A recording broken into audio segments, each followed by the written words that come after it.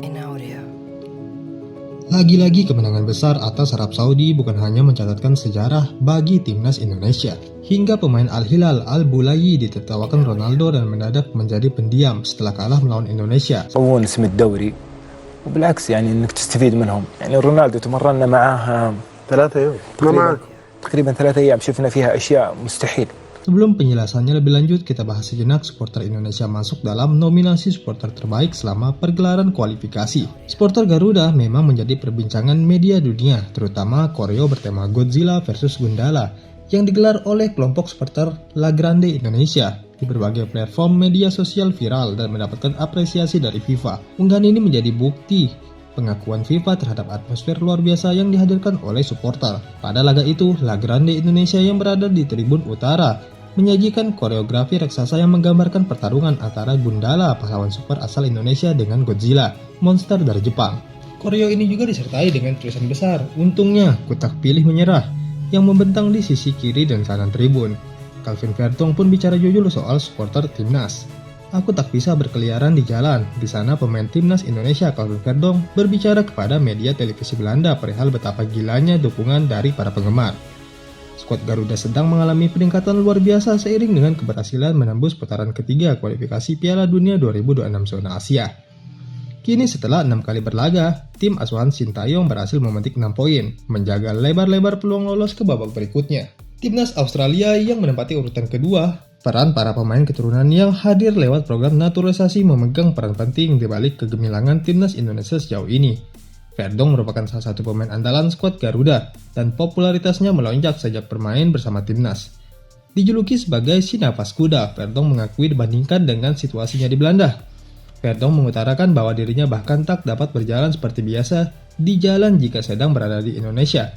Sebab antusiasme masyarakat begitu besar terhadap sepak bola dan Vertonghen pun merasakan dampak tersebut. "Aku tak bisa berjalan secara normal di jalanan di sana," ungkap Vertonghen. Vertonghen pun menyimpulkan betapa besarnya antusiasme masyarakat Indonesia terhadap sepak bola karena semua orang ingin berbincang dengannya. "Sepak bola sangat hidup di sana dan semua orang mengenali Anda. Mereka semua ingin berbincang dengan Anda."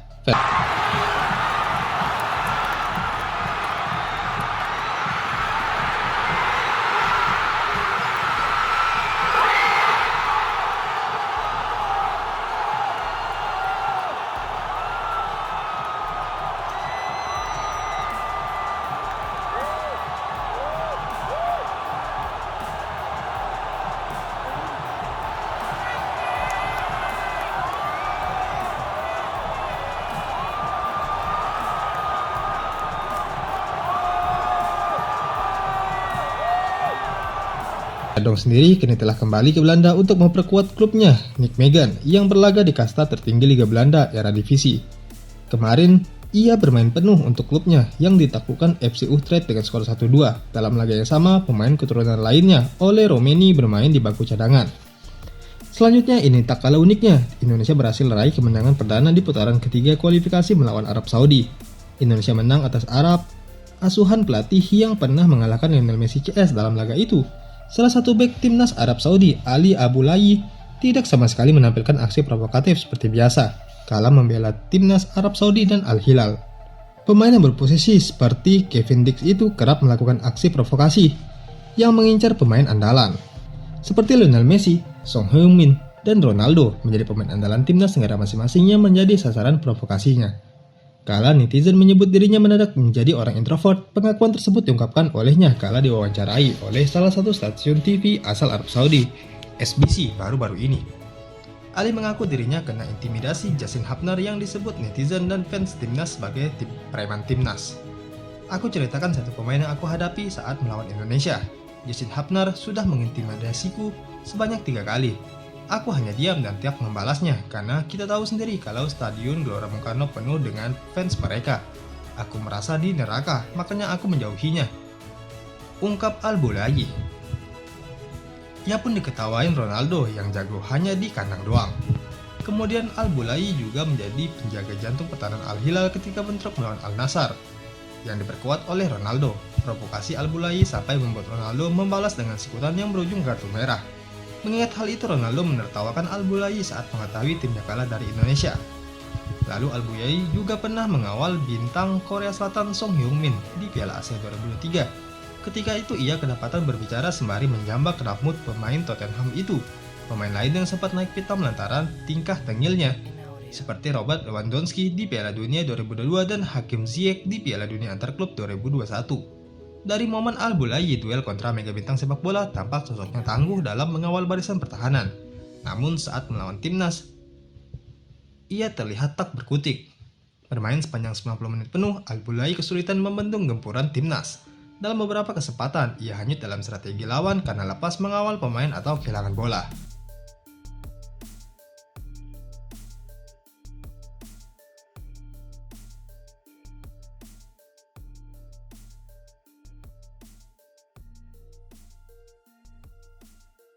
Ia pun diberikan skor rating 5,9 dan menjadi pemain Arab Saudi dengan nilai paling rendah dalam pertandingan kemarin. Di sisi lain, Calvin Verdong membongkar skema timnas Indonesia untuk lolos ke Piala Dunia. Asa Indonesia untuk lolos tetap terbuka lebar menyusul kemenangan atas Arab Saudi. Verdong pun membongkar skema agar Garuda bisa lolos di turnamen bergengsi itu. Indonesia menjadi satu-satunya wakil Asia Tenggara di putaran ketiga ini. Sejauh ini, Verdong dan skuad Garuda telah memainkan 6 pertandingan. Meski tak selalu meraih hasil positif, Indonesia mampu bersaing di klasemen sementara. Kemenangan 2-0 atas Arab dalam laga ke-6 pada 19 November lalu membawa Indonesia ke putaran ketiga dengan koleksi 6 poin. Kemenangan atas Arab juga mengembalikan kepercayaan diri pemain timnas setelah di laga sebelumnya dibantai oleh Jepang dengan skor 4-0. Kami membukukan kemenangan penting melawan Arab Saudi, ungkap Calvin Verdong. Menurutnya kemenangan atas Arab telah membuka peluang timnas untuk dapat lolos. Di atas kertas, peluang Garuda untuk lolos masih berada di tangan sendiri. Sekarang semuanya sudah sangat dekat. Kami memiliki segalanya di tangan dengan 2 pertandingan kandang lagi, ungkapnya.